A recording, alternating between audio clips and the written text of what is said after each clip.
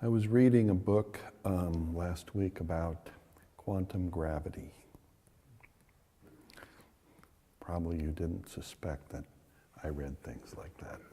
Well, maybe you did.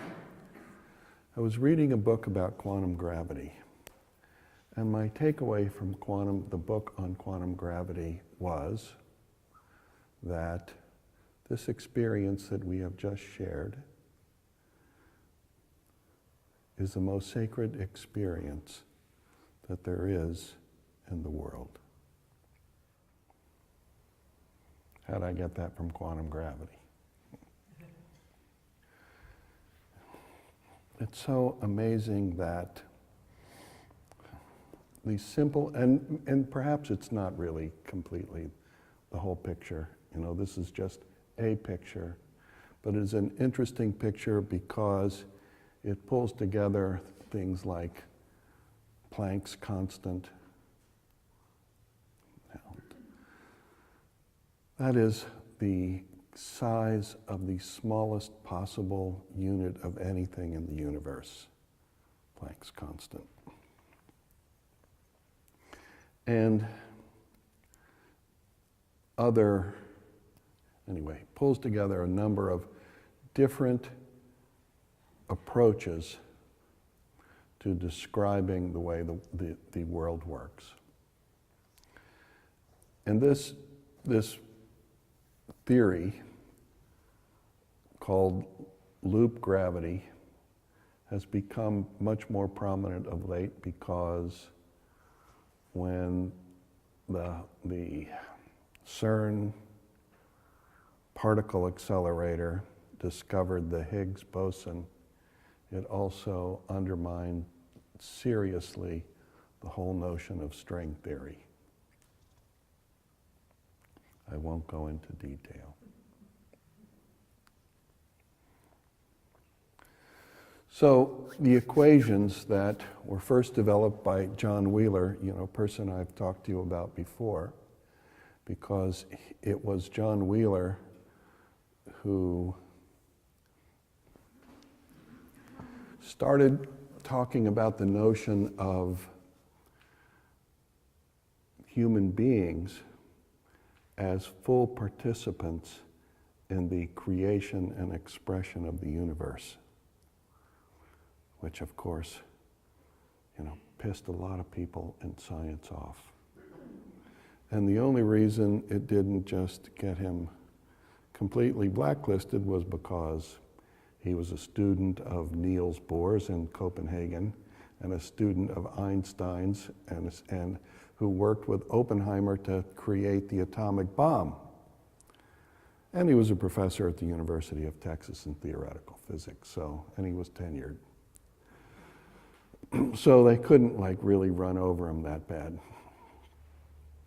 He created these elegant equations that describe the most basic components of the universe that we can understand so far. And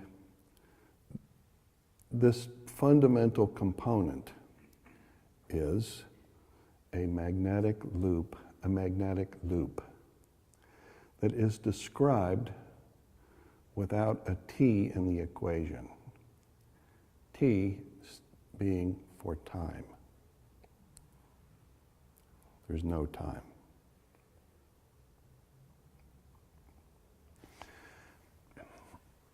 The magic happens when two loops, this is one-dimensional loops, no time, no space. The magic happens when two loops intersect.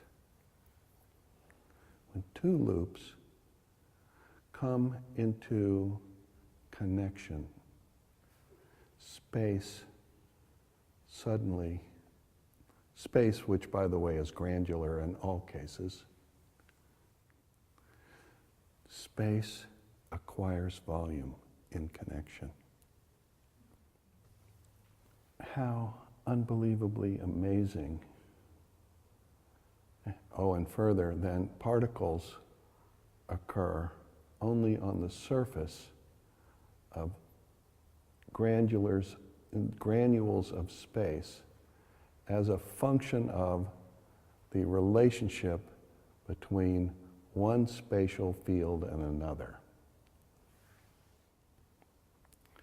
But what's really important and meaningful to us in this is that authentic connection, real connection, creates space. It gives rise to, and in space, all new possibility becomes available. Authentic connection, first to ourselves, to our own hearts, most importantly. Our heart is the strongest magnetic field that we are. It is the essential, most powerful magnetic field. And then we have other magnetic fields. We have a magnetic field, the whole idea of chakras is a discussion of the multiplicity of magnetic fields and their interconnectedness as, which the human body is an expression of. These interconnectednesses are the volume of space that is our individuality, and the volume of space which is the field of our experience, and further. So when we are connected to ourself, we are awakening volumes of space within ourselves that become available to us as creative resource. I'm not telling most of you something you don't already know. I'm just telling you in a way that you haven't heard it before.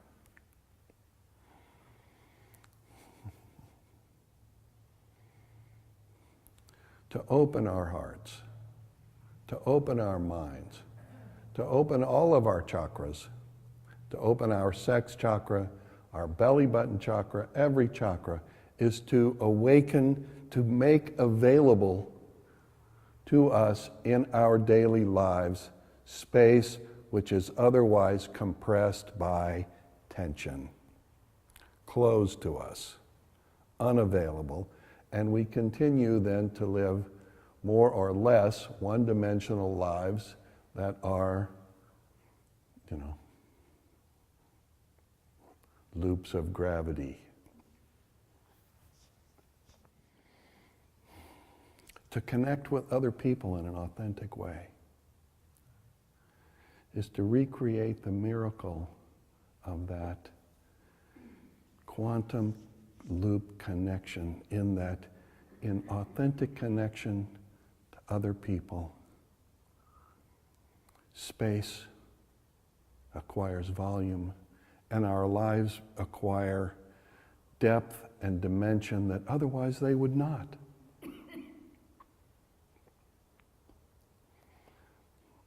As a function of the authenticity of our own connection to ourself, these connections acquire complexity, they acquire richness, they become the stage in which particles can accumulate and organize themselves and be expressed as experience that we might otherwise never have the opportunity to participate in and be enriched by. I'd say even learn something from, but maybe not. I'm sort of on the downside of, people learning. It's possible. But even the opportunity to participate is going to have an imprint on us that is going to shift us and reinforce over and over again the extraordinary richness that is available to us in connection to ourself first, and from connection to ourself to connection to each other.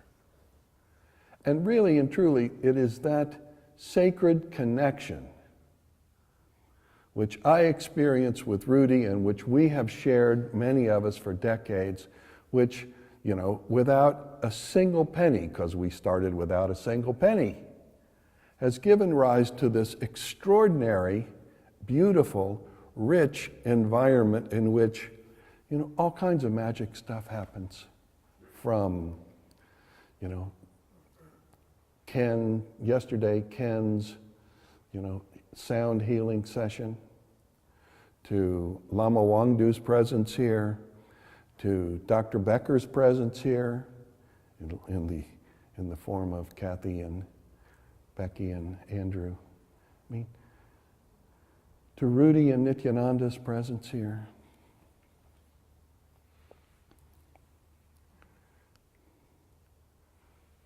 To Rabbi Gaffney's presence here.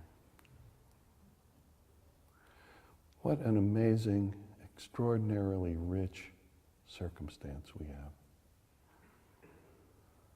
All based on the magic of connection. And this magic is available to you in your everyday lives over and over and over and over and over again every day.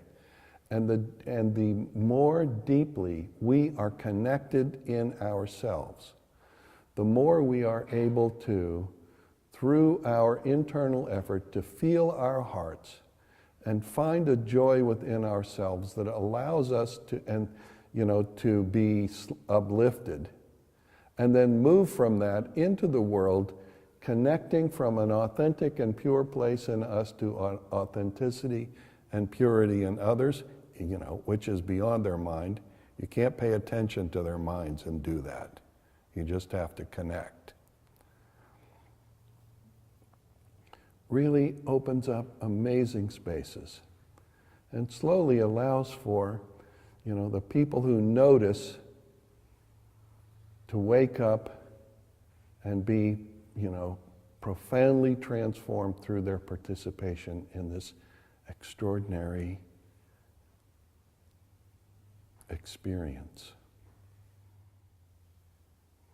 So I just wanted to, in thanking everybody for Thanksgiving who made it wonderful, also point out that the real wonder of it all is the enduring connections that we have sustained with one another. I mean, really, for a lot of us, way over 40 years. And how extraordinarily rich in all of the different scenarios that we have operated in, how extraordinarily rich this connection has been. How extraordinarily rich it is.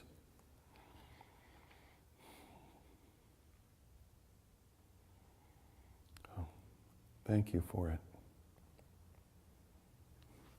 Namaste.